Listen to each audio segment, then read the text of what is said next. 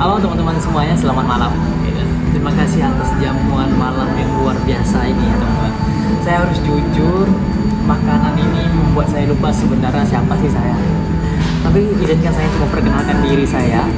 Nama saya Fikri Muzaki. Teman-teman bisa cari di Google. Saya sangat terkenal nih, sehingga nama saya ada di Google. Mungkin nama-nama teman yang lain nggak ada di Google ya jadinya. Tapi izinkan saya memperkenalkan profesi saya juga. Profesi saya ini cukup unik. Saya adalah seorang desainer mainan edukasi. Jadi bukan hanya untuk anak-anak, tapi juga untuk orang dewasa yang lupa caranya bermain. Ya, betul nih teman-teman. Saya dibayar untuk membuat orang dewasa bermain lagi. Karena saya merasa kadang pekerjaan saya ini seperti tukang sihir gitu. Bedanya ya kalau tukang sihir di Harry Potter kan ada tongkatnya, kalau saya nggak ada tongkatnya ya. Cuman Lego dan juga ide-ide yang cukup aneh gitu yang berkeliaran di ide saya.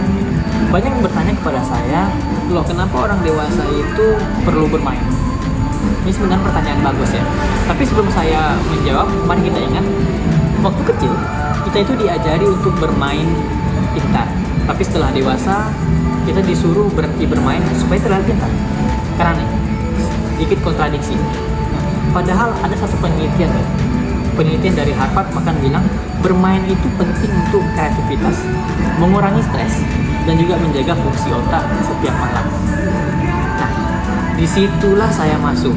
Saya bikin mainan yang gak hanya seru, tapi juga punya pesan. Contoh misalnya, namanya ular tangga emosi. Loh, kok ular tangga emosi? Emang setiap main ular tangga itu ada marah-marahnya? Oh enggak. Jadi setiap naik, itu kamu harus belajar kontrol diri. Dan setiap turun, kamu diminta untuk evaluasi inner child. Nah, mainan itu sederhana, tapi dampaknya adalah banyak yang akhirnya sadar ternyata dia itu butuh healing, bukan butuh promosi. Ada satu ceritanya, saya pernah diundang workshop di salah satu perusahaan terkenal gitu, yang peserta workshop itu adalah eksekutif perusahaan. Nah, di sesi awal semua tuh ragu. Mereka bilang, saya ini lulusan S2 Harvard, saya ini lulusan S2 Oxford, tapi kenapa saya harus bermain kartu warna-warni? Kadang pada saat itu ice breakingnya saya kasih kartu warna-warni gitu. Tapi yang lucunya adalah 20 menit kemudian mereka tuh rebutan stiker unicorn. Nah itu agak aneh gitu ya. Nah, tapi dari situ saya belajar, orang dewasa itu bukan gak mau bermain, tapi mereka cuma butuh izin untuk menjadi manusia lagi. Kadang kita tuh terlalu sibuk menjadi seorang profesional, sampai lupa bahwa dulu tuh kita mulai semua ini karena kita suka bereksplorasi, dan juga tertawa. Sekarang tertawa aja harus pakai format gitu, hahaha, ini ketawa-ketawa karir yang sering kita dengar gitu ya. Nah, malam ini tuh saya nggak mau bicara tentang panjang lebar soal kurikulum mainan kah atau soal teori kognitif. Saya cuma ingin kita ingat, kerja keras itu penting teman-teman.